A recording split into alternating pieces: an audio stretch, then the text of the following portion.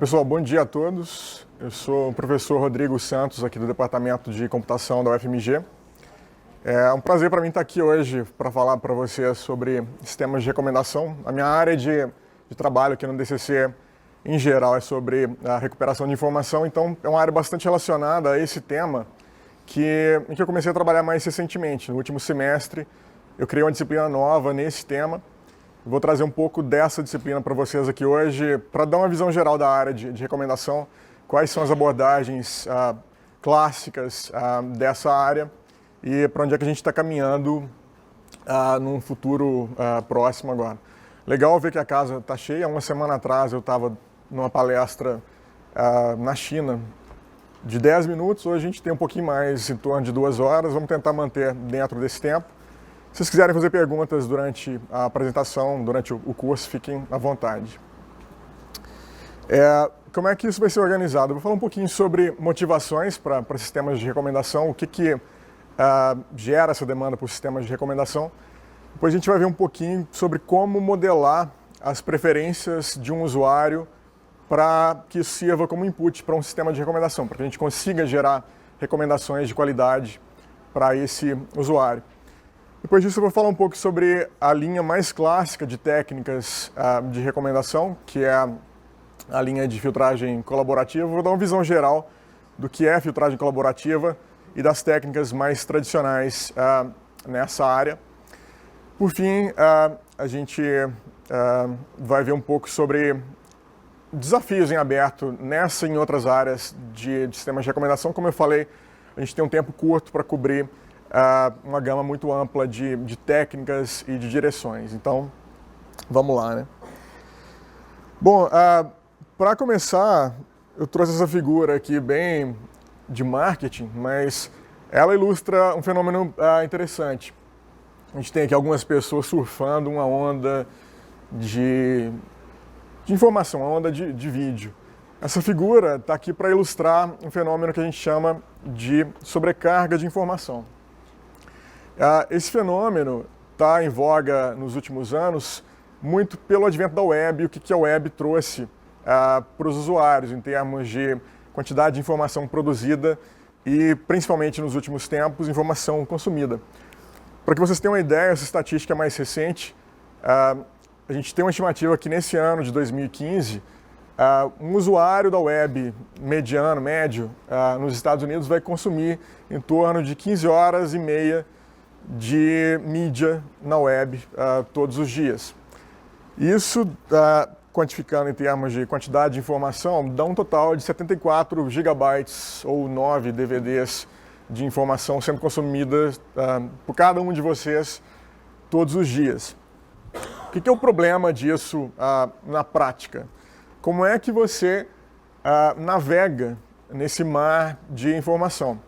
A gente tem um estudo da psicologia sobre esse nome de o paradoxo da escolha. Quando você tem muita coisa à sua disposição, muita oferta, isso gera muitas vezes ansiedade e atrapalha a sua decisão de escolher a melhor coisa para você em um determinado momento. Alguns exemplos aqui, por exemplo, que câmera eu devo comprar, que destino é o melhor para as minhas férias, como é que eu devo investir o meu dinheiro para que eu tenha um futuro tranquilo para cuidar dos meus filhos, que filme eu devo assistir se eu estou com os meus amigos, que sites da web vão ser interessantes para o que eu estou procurando, que livro eu devo ler nas minhas próximas férias.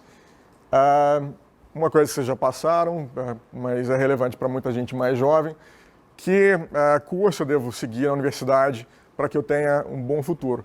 Então, assim, como vocês podem ver aqui, a gente tem escolhas para serem feitas a todo momento, e isso está sendo exacerbado hoje em dia com a quantidade de informação disponível para ser escolhida.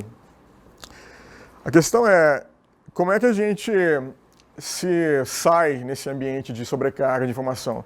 Quem vocês vão chamar? Não vão ser os Ghostbusters. Hoje em dia, se vocês têm alguma coisa, algum problema, quem a gente chama é uma máquina de busca. O Google é o caso clássico para salvar as nossas vidas em várias situações do dia a dia.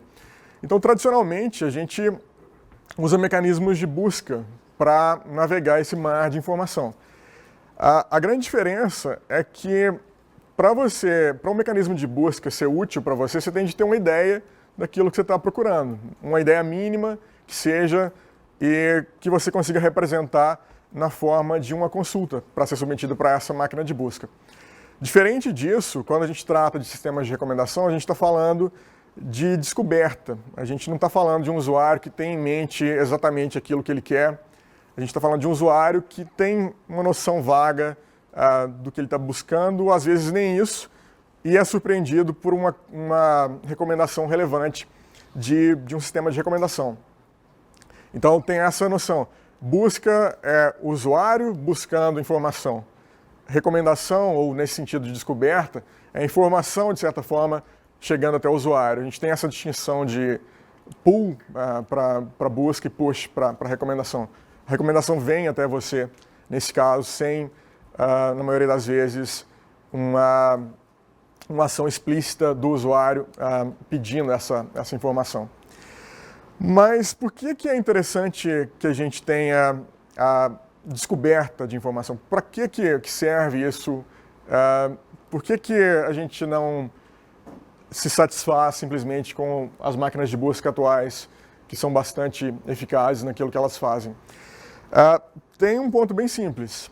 A gente imagina que você tem toda a informação do mundo disposta nesse gráfico, nessa distribuição, na forma de itens de informação. Podem ser páginas da web, podem ser produtos.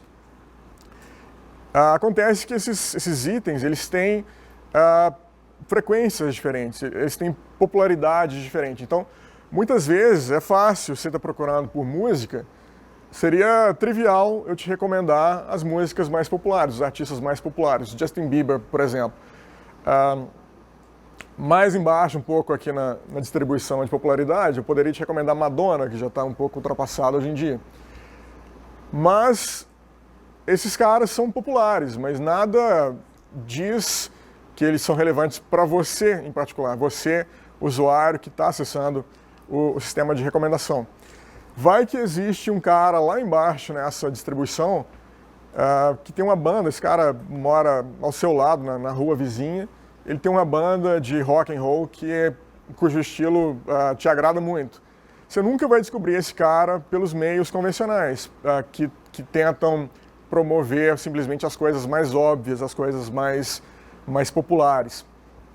Então, a descoberta ajuda bastante nesse sentido. A gente quer dar acesso aos usuários a essa gama de coisas menos conhecidas e que são potencialmente interessantes para eles. O valor que isso tem para você, usuário de um sistema de recomendação, é personalização. Você vai ter agora acesso a itens que foram escolhidos dessa gama inteira e que são relevantes para você. O sistema de recomendação julgou que esses itens vão ser interessantes para você e muitas vezes você desconhecia a maioria desses itens recomendados. Para o lado dos produtores de informação, por exemplo, autores de mídia, sites de comércio eletrônico, tem um valor muito grande no sentido de que aumenta a receita desses provedores.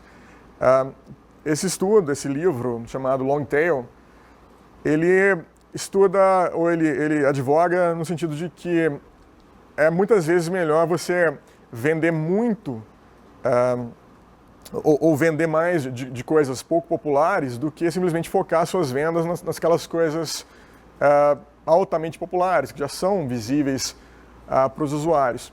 Então, esses best-sellers, por exemplo, eles correspondem a uma parte muito grande da receita dessas empresas, mas muitas vezes, se essas empresas conseguirem vender aqueles itens menos populares, quando a gente pega esse valor agregado desses itens, que são muitíssimos, eles têm um valor de receita substancial para essas empresas também. Então, um objetivo do sistema de recomendação para trazer valor para essas empresas é ajudar a vender aquelas coisas menos óbvias, aquelas coisas que estão lá embaixo na cauda longa da distribuição.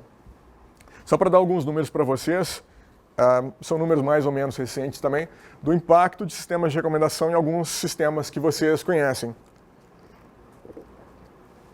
Netflix é um caso clássico em que recomendações correspondem a 75% dos filmes que vocês assistem lá. Raramente você vai ao Netflix, você usa o Netflix buscando um filme específico. Você, a maioria das vezes, segue recomendações que são mostradas. O Google News, 38% das notícias clicadas advém de recomendações. Na Amazon, até recentemente, recomendações correspondiam a 35% da receita com vendas. Isso é interessante. O caso de comércio eletrônico é um caso clássico de sistemas de recomendação. Muitas vezes você vai a um website desses, Amazon Submarino aqui no Brasil, por exemplo, sabendo mais ou menos o que você quer. Eu quero uma câmera. Só que muitas vezes a recomendação vai te mostrar que aquela câmera que você tinha em mente não é a melhor para o que você imaginava. Eventualmente você queria uma câmera mais sofisticada, outras opções vão ser recomendadas para você. Possivelmente acessórios para câmeras que você não tinha nem pensado vão ser recomendados para você também. Então daí esse valor para os produtores de informação. O fim, ChoiceStream é um serviço de vídeo que eu não conheço particularmente, também tem bastante receita advinda de recomendações. Então esse autor afirma, com base nisso, que a gente está meio que saindo dessa era da informação para entrar na era da recomendação, a era em que a informação relevante chega até você. A gente vê movimentos desse tipo na própria indústria de busca, de recuperação de informação. Por exemplo, vocês devem conhecer Google Now, do Google, que tenta sair um pouco daquele paradigma clássico de você vai até a máquina de busca, digita uma consulta, obtém resultados idealmente relevantes para aquilo que você está procurando. Agora, esses sistemas querem antecipar a sua necessidade de informação, te recomendando coisas sem que você peça por elas. Então é um movimento crescente na indústria como um todo. Então vamos lá. O que é um sistema de recomendação, então, para a gente ter uma definição para trabalhar aqui hoje? Eu vou usar a definição da ACM Rexies, que é a conferência da ACM sobre sistemas de recomendação. Eles se referem a esses sistemas como aplicações de software capazes de suportar usuários em tarefas de decisão. É o que eu falei, a gente tem um usuário querendo decidir entre múltiplas opções, esse sistema está aí para ajudar. E ocorre, na maioria das vezes, que essas opções fazem parte de um catálogo muito grande, então não é trivial encontrar alguma coisa ali dentro que o usuário vá gostar. Esses sistemas recomendam itens de interesse para os usuários com base em alguma forma de modelagem desses usuários. O sistema sabe, de alguma forma, que tipo de coisa interessa ao usuário, seja por meio de coisas que o usuário já comprou, seja por meio de coisas que o usuário está acessando no momento no sistema, num site de comércio eletrônico, por exemplo. O que a gente pode recomendar? Que coisas são recomendáveis? Basicamente, qualquer coisa. A gente tem exemplos clássicos, principalmente de filmes e de música,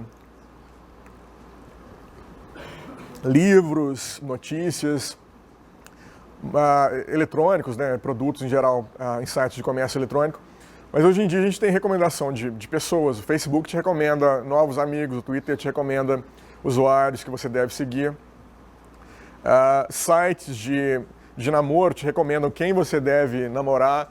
Então a gama é muito ampla de coisas que podem ser abordadas aqui. Na disciplina, no último semestre, a gente teve projetos de pesquisa abertos, que os alunos puderam escolher os temas em que eles iriam trabalhar. Surgiram algumas ideias meio diferentes. A gente teve trabalho sobre recomendação de vinhos, que é uma coisa mais subjetiva, de perfumes também.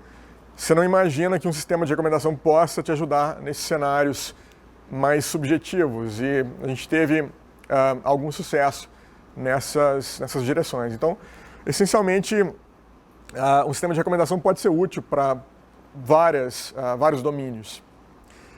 A questão é, eu quero gerar recomendação de alguma coisa, de livros, de filmes, de pessoas, como é que eu faço isso? Classicamente, na literatura, a gente tem algumas famílias de abordagens para sistemas de recomendação. Então, partindo de um usuário que é representado por um perfil, esse perfil pode incluir informações demográficas do usuário, idade, localização, gênero, pode incluir preferências passadas do usuário, coisas que ele comprou, por exemplo, no histórico de compras dele, histórico de navegação por um site. Esse perfil serve como entrada para um sistema de recomendação e, idealmente, a gente quer que esse sistema gere recomendações personalizadas para esse usuário. A gente não quer que o sistema gere recomendações genéricas. E a saída disso é uma lista de itens recomendados, ordenados, de acordo com a probabilidade de que esses itens são relevantes para o usuário. Então, sei lá, o item 1 tem 0,7 de chance de ser relevante para o usuário. Esse é o básico que todo sistema de informação tem à disposição. Só que a gente pode explorar evidências diferentes para gerar recomendação e daí se diferenciam as várias classes de abordagens. A mais conhecida delas, que é a que a gente vai tratar mais a fundo aqui hoje, é a de filtragem colaborativa, que se baseia em dados da comunidade de usuários. Eu quero recomendar para você alguma coisa? Pois não? Seria semelhante a um CRM social, assim? A pergunta é quanto à semelhança de sistemas de recomendação e sistemas de gerenciamento de clientes, né? Só que social. No caso, você pergunta para um filtro, uma pesquisa. Uhum. Então, essa pesquisa quer coletar uma quantidade de informações e você quer ter uma decisão em cima daquelas informações coletadas. Certo. Tem alguma similaridade com CRM, por exemplo, no sentido de que você tem muitas vezes à disposição esse perfil do usuário, com informações demográficas do usuário. E tem o outro lado também de aspecto social, que entra mais nessa linha de filtragem colaborativa, que você tem acesso a interações desse usuário com outros usuários. Seja por meio de interações explícitas, sociais, você é amigo desses outros usuários, seja por meio de interações inferidas. Você comprou a mesma coisa que esse outro cara, então vocês dois têm alguma coisa em comum, têm interesses em comum. Então, nesse sentido, existe sim um link entre essas coisas. Então, como eu falei, filtragem colaborativa explora bastante isso, esse lado de dados da comunidade de usuários como um todo. A gente está gerando recomendações para você com base no que outras pessoas estão comprando, estão usando. Uma outra abordagem bastante clássica também é de recomendação baseada em conteúdo. Nesse caso, a gente não usa informação colaborativa, a gente não usa informação da comunidade de usuários. Eu vou te recomendar itens com base nas características de conteúdo desses itens. Por exemplo, se eu sei que você lê livros de história ou romances, eu vou te recomendar outros livros de história ou outros romances que você ainda não leu. Então, essa é a ideia de explorar características de conteúdo dos itens que estão no perfil do usuário. Essas abordagens são as mais parecidas com... Aliás, elas usam ferramentas bastante comuns em máquinas de busca. A gente está falando aqui de casamento de texto, no caso de uma máquina de busca, de uma consulta com documentos. Aqui a gente está falando de casamento entre o conteúdo dos itens que você comprou no passado, por exemplo, e os itens que estão disponíveis no catálogo de um comércio eletrônico, por exemplo. A gente tem uma terceira família de abordagens que é menos comum, chamada de knowledge-based, que é a ideia de explorar informação de conhecimento sobre os itens. Essas abordagens são tipicamente usadas para casos mais raros e mais complexos. Por exemplo, você quer comprar uma mansão. Muito possivelmente, eu pelo menos não tenho nenhuma mansão no meu histórico de compras de lugar nenhum. Então, é muito complicado para um sistema de recomendação gerar novas recomendações para você com base em coisas que ele já sabe sobre você. Então, nesse caso, o usuário indica que tipo de recomendação ele está buscando. Por exemplo, eu quero casas de pelo menos 8 quartos com piscina, sauna e uma área de 2.000 metros quadrados. O sistema de recomendação vai tentar, dentro dessas restrições, encontrar aquilo que é mais adequado para o usuário. Qual que é a diferença para a busca? Diferença para busca? Você tem... Tá, são duas coisas.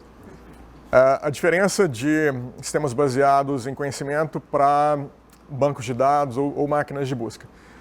É parecido com um banco de dados, na verdade. Você tem informação estruturada sobre os itens e você consegue gerar consultas nessa linguagem que define o conhecimento que você tem sobre os itens. No caso de uma máquina de busca tradicional, de busca full text, é diferente porque você não sabe a priori como um item está representado. Então você tem uma consulta, uma string em linguagem natural e a máquina de busca se vira para encontrar o melhor resultado para você. Então é mais parecido com um banco de dados tradicional nesse sentido. Eu vejo uma diferença. A pergunta foi onde é que Big Data e Business Intelligence entram aqui nessa história. Eu vejo mais, Big Data é uma buzzword para um monte de coisa, então vou falar um pouco mais sobre isso no final, sobre escalabilidade, como é que a gente consegue aumentar isso aqui para aguentar cargas maiores de dados. Sobre BI, eu vejo como uma aplicação. Eventualmente, você pode ter um sistema de recomendação, de certa forma, ajudando a gerar respostas para um sistema de BI. Seria uma mineração de dados, então, independente de qual plataforma você usaria? Eles compartilham técnicas de inferência de dados. A diferença é que no sistema de BI você explicita aquilo que você está procurando de alguma forma. Nesses sistemas tem essa característica também, nesses baseados em conhecimento.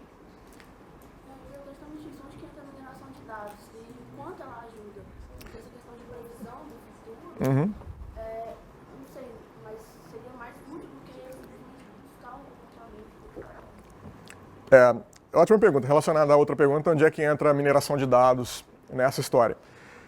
Eu vou falar sobre isso ao longo da apresentação. Basicamente, a gente teve um painel aqui recentemente sobre essas discussões que vocês estão levantando. Onde é que está a interseção entre essas várias áreas? E a minha opinião, tem divergência sobre isso na comunidade acadêmica, mas a minha opinião é que existe um core de técnicas que são comuns a várias dessas coisas, a sistemas de mineração de dados, sistemas de recomendação, máquinas de busca.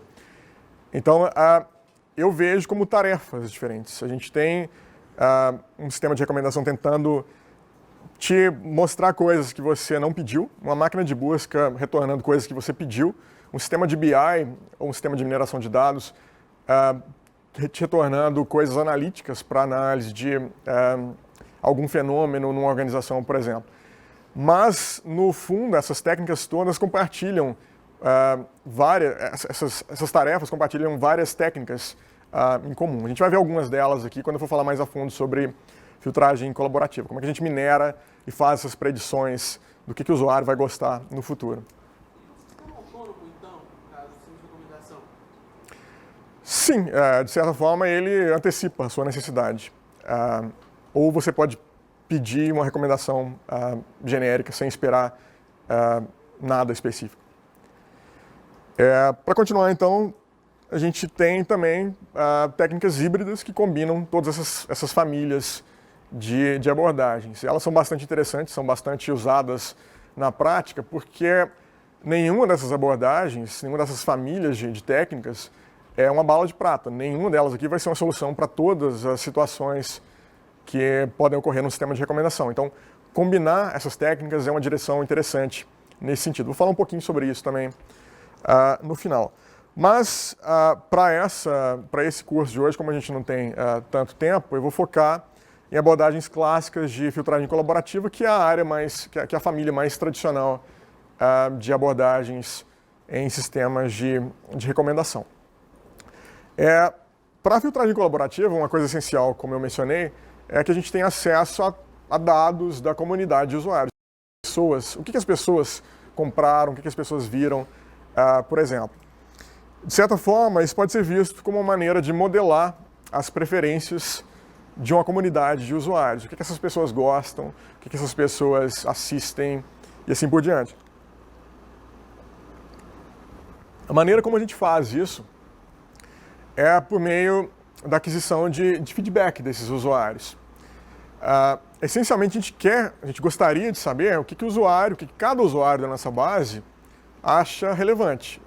Por exemplo, eu tenho um livro aqui que eu quero recomendar para você aqui na frente. Idealmente, eu gostaria de saber se você vai achar esse livro relevante. Só que na prática, se eu soubesse disso, eu não precisaria de um sistema de recomendação. Então, o sistema de recomendação vai tentar prever se um determinado livro vai ser relevante para você. A gente consegue isso minerando informações de outros livros, possivelmente, que você comprou no passado. E essas informações podem ser de duas formas. A gente pode coletar informação que você, usuário, conta para a gente, para o sistema de recomendação. Por exemplo, você falou que adorou um certo livro.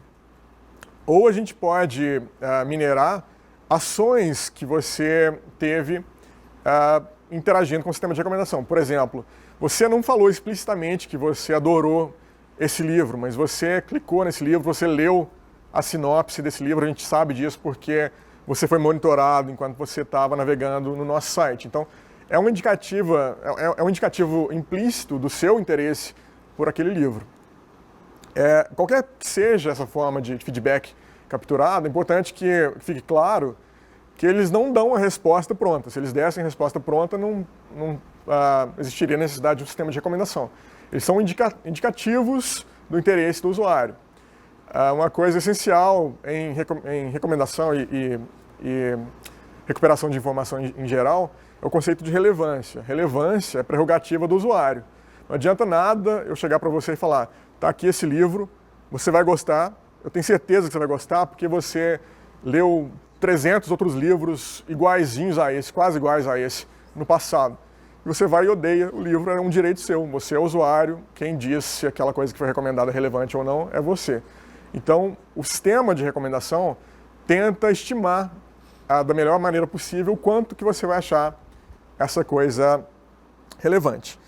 Então, em termos de nomenclatura, a gente classifica esse feedback que a gente pode incorporar, a gente pode capturar do usuário em duas famílias, explícito e implícito. Feedback explícito é o exemplo que eu dei. O usuário conta para a gente explicitamente o que ele achou de um determinado item, na forma de uma avaliação, de um review que ele deu para o item, ou de um voto que ele deu dizendo, sei lá, +1 para o item, ou like para o item. Exemplos disso, não sei se vocês assistiram The Imitation Game, eu não assisti ainda, mas está muito bem avaliado. Essa é a página do filme no IMDb, que é um site de filmes, e aqui a gente pode ver feedback explícito que os usuários deram sobre esse filme. Então a gente está vendo, por exemplo, que na média esse filme ganhou 8.2 estrelas, de um total de 10 estrelas. Eu dei 8 de 10 estrelas ali, como está destacado. A gente tem também informação de reviews. 348 usuários deram reviews textuais falando o que eles acharam desse filme. Então toda essa informação é um indicativo de que o usuário, de certa forma, gostou do filme. No caso de reviews, pode ser o contrário, pode ser um feedback explícito de que ele não gostou também. O que mais? Um outro exemplo do nosso cotidiano, esse mesmo filme agora apareceu num post no Facebook. Nesse caso, você tem a opção de dar feedback. O que você achou desse post, no caso, que é sobre o filme. No caso do Facebook e de várias outras redes sociais, a gente tem esses conceitos de like, comment e share para dar feedback de volta para o Facebook ou para o sistema que está rodando por trás ali. Problemas com esse tipo de informação que a gente captura dos usuários. O primeiro deles é quão confiável essa informação é, o quão precisa essa informação é. Por exemplo, eu fui ali e dei 8 estrelas para aquele filme, nem vi ainda, só dei as 8 estrelas para demonstração aqui nesse curso. Mas assume que eu dei 8 estrelas porque eu adorei o filme, achei o filme fantástico, um dos melhores filmes que eu já vi na minha vida. Você vai lá, adorou o filme também e deu 10 estrelas. Nós dois gostamos do filme, teoricamente, da mesma forma, o mesmo tanto, só que eu dei 8 estrelas, você deu 10 estrelas. que isso indica? Isso indica que os usuários têm um bias, têm um viés natural na hora de dar essas informações. Vai ver que eu sou extremamente crítico, eu só dou 10 se o filme for... Eu posso morrer depois de assistir esse filme. E o outro usuário não, é mais tolerante nesse sentido. Então os usuários são diferentes, a gente tem de tomar cuidado na hora de interpretar essas informações de maneira agregada, porque a gente está juntando no mesmo balaio gente com backgrounds diferentes, então é complicado isso. Um outro desafio é a estabilidade temporal dessas avaliações. Hoje eu avaliei esse filme com 8 estrelas, mas, não sei lá, daqui a 10 anos eu talvez ache esse filme fraco, perto de outros filmes que vão aparecer. Talvez outros filmes vão ter tecnologias mais avançadas, de alguma forma a minha nota sobre esse filme vai ser diferente. Então, nesse caso, isso varia também. Para certos tipos de itens, essas informações são mais estáveis do que para outros tipos. Então, isso tem de ser levado em consideração também. Como é que essa informação varia ao longo do tempo.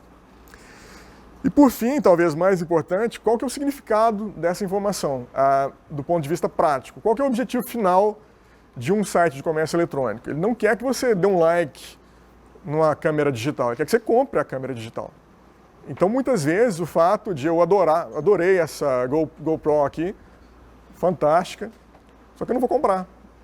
Então, essa informação não necessariamente vai ajudar o site de comércio eletrônico a converter esse cliente, a fazer com que esse cliente compre outras câmeras parecidas com essa.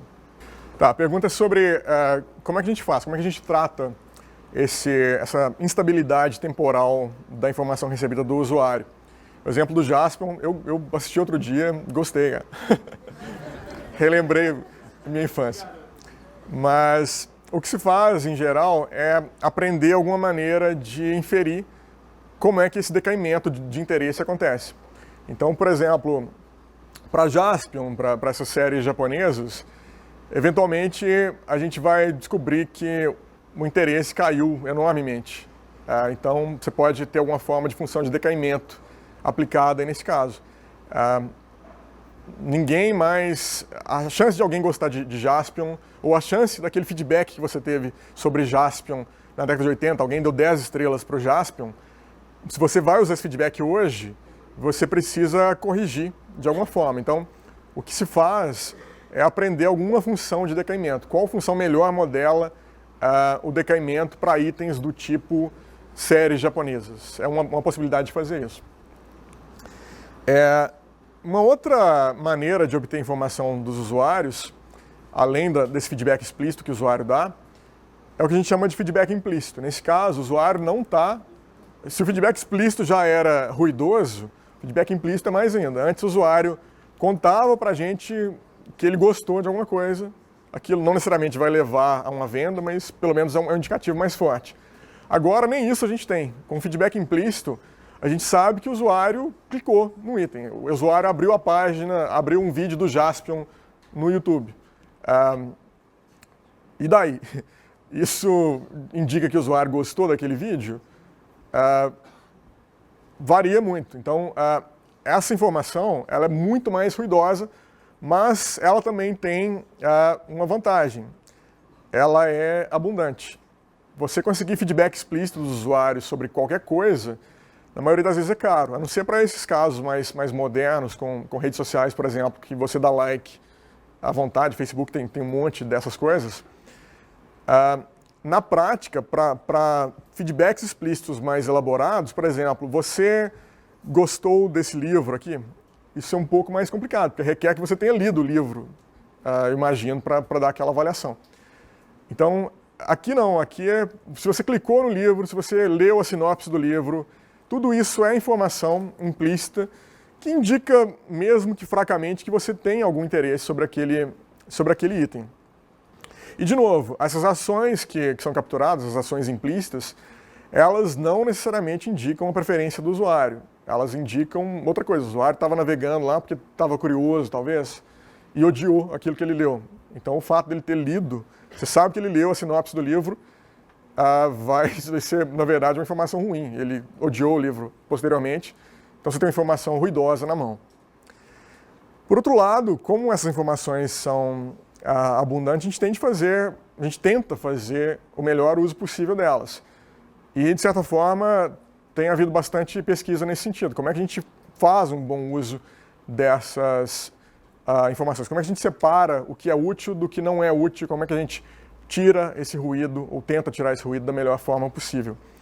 Então, a gente tem aqui o uso de sinais ou de feedback binário. Por exemplo, o usuário clicou num documento no ranking que você mostrou para ele. O usuário não clicou num documento, ele clicou no segundo, então ele saltou o primeiro. O usuário tocou um vídeo, deu play no vídeo que ele estava assistindo. O usuário comprou uma câmera. Tudo isso é uma evidência que está sendo recebida do potencial interesse do usuário por aquele item. A gente tem alguns estudos sobre sinais que tentam capturar a atenção do usuário. Como eu falei, quanto tempo o usuário gasta lendo uma notícia é um indicativo de quanto que ele gostou daquela notícia. Porque a intuição aqui é, se o usuário não gostou, ele, sei lá, leu o título, leu o primeiro parágrafo e foi embora, não continuou na página. Quanto tempo você escutou uma música, quanto tempo você assistiu um vídeo, você assistiu o vídeo até o final, tudo isso é um sinal da atenção do usuário sobre aquele item, que indica o quanto aquele item pode ser relevante para o usuário. E mais recentemente tem alguns estudos em parceria com a gente da psicologia, neurocientistas, para tentar medir sinais cognitivos. Por exemplo, para onde você está olhando na página. Se você, às vezes a página está parada lá, mas você está olhando para a barra de embaixo e parou o olho em algum item específico. Talvez aquilo lá indique que aquilo lá de alguma forma despertou seu interesse. Tem estudos mais recentes com dispositivos para monitorar suas ondas cerebrais. Você viu um item, de repente gostou muito, o seu cérebro reagiu de alguma forma que é capturável. Então, tem várias coisas nesse sentido, são esforços mais pontuais do que o caso de sinais binários, mas tem bastante coisa acontecendo nessa área também. Mas, de novo, também tem várias limitações. A primeira delas é o que uma ação dessas representa. Só para dar um exemplo de como é que essas ações podem guiar mal as suas decisões no sistema de recomendação. Imagina que o usuário comprou, sei lá, o meu caso na Amazon. Eu morei fora bastante tempo durante meu doutorado, então eu comprava coisas para mim, comprava eletrônicos. E como todo brasileiro morando fora, eu comprava coisas para minhas irmãs, por exemplo, minha esposa. Então eu tenho no meu histórico de compras da Amazon tanto, sei lá, câmera digital, HD externo, quanto roupa feminina de ginástica. O fato de eu ter comprado uma roupa feminina de ginástica não indica que a Amazon deveria me recomendar outras roupas femininas de ginástica. Então, é um tipo de sinal ruidoso que tem de ser tratado. Um outro exemplo bem clássico para máquinas de busca. Imagina, o Google e outras máquinas de busca e sistemas de recomendação medem sucesso, muitas vezes usando taxas de cliques. Quanto mais você clica nos resultados da busca, é um indicativo de que o resultado está melhor. Mas imagina um cenário extremo. Você digita uma consulta, a máquina de busca te retorna um ranking, você não clica em nada e vai embora. Isso é sucesso ou é fracasso? Pode ser fracasso, indicando que não tinha nada ali relevante para você, ou pode ser sucesso, um sucesso enorme, mais do que, sei lá, seria se você clicasse no primeiro resultado do ranking. Por exemplo, imagina que o Google colocou na primeira posição do ranking um snippet do resultado que já tem a resposta para aquilo que você estava procurando. Eu quero saber, sei lá, datas do Carnaval 2015. Isso aparece sem que eu precise clicar no documento. Então, nesse caso, eu estou recebendo um sinal de que o usuário não clicou em nada e estou tratando esse sinal como negativo, mas muitas vezes ele não é negativo. A gente tem de tratar essas coisas com cuidado. E por fim, tem um outro fator que é importante mencionar também, que é o de vieses, se é que o plural é esse, cognitivos. Por exemplo, existe uma chance muito maior de você clicar na primeira posição do ranking do que na 10ª posição do ranking. Então, quando eu for usar o fato de que você clicou num item, eu tenho de considerar a posição que ele estava no ranking, eu tenho de considerar a forma como ele foi apresentado. Se um caso clássico de sistemas de recomendação de notícias, você recomenda notícias para que um usuário leia logo em seguida a notícia que ele está lendo no momento. Se essa notícia recomendada tem uma foto do lado dela, aumenta enormemente a chance do usuário clicar. Então, tem um viés de apresentação nesse caso. É errado você comparar essa notícia que tem uma imagenzinha, o quanto de cliques que ela recebeu, com outra que não tem uma imagem. Tudo isso influencia, tudo isso tem de ser levado em consideração na hora de depurar esse dado que chega para a gente. Então, é uma área muito complexa. Eu mencionei mais para vocês terem uma ideia da dificuldade e da complexidade que existe na hora de tentar modelar os interesses de um usuário. Mas, para o nosso propósito aqui nessa apresentação, o que importa mesmo é, tudo bem, a gente tem essa evidência dos usuários, ela é boa de certa forma, tem as suas limitações, mas boa ou ruim, como é que a gente usa essa evidência para gerar recomendação? Como é que a gente minera esses dados do que o usuário fez no passado para prever aquilo que ele vai fazer no futuro? E essa é exatamente a motivação por trás de filtragem colaborativa.